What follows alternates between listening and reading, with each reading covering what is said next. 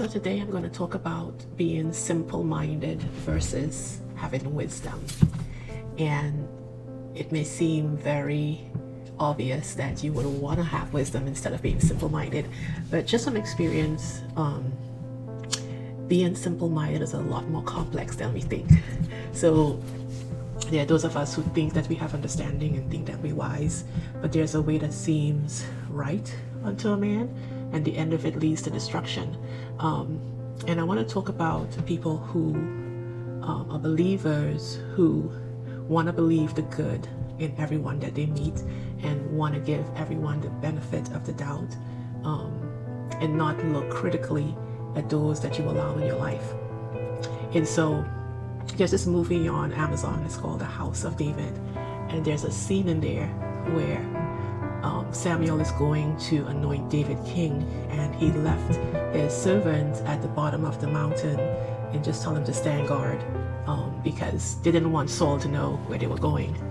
And so he was standing guard, and this is probably extra biblical. I don't remember this part in the story in the Bible, but there was a scene where one of the men that Saul sent to look for Samuel approached the servant, and he was dressed like a beggar, and just approached him like, can you help me, can you help me?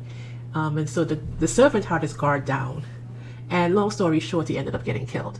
But when I saw that scene, it reminded me of myself, where whenever someone is in distress, I automatically get into Christian gear of help everyone, be kind, take them in.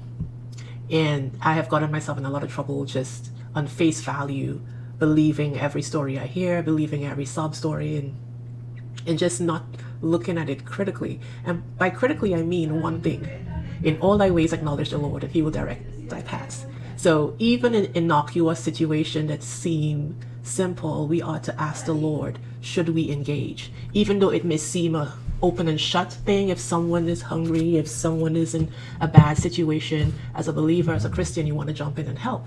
But even in those situations, the enemy knows that you are prone to jump in without asking the Lord, and he will send situations to get you in trouble. So my quick word for today is, in all thy ways acknowledge the Lord, and he will direct thy paths. Even in situations that seem simple, that you can just make a decision and go with it, that's where the traps are. And that's my word for today. Have a good day. Bye-bye.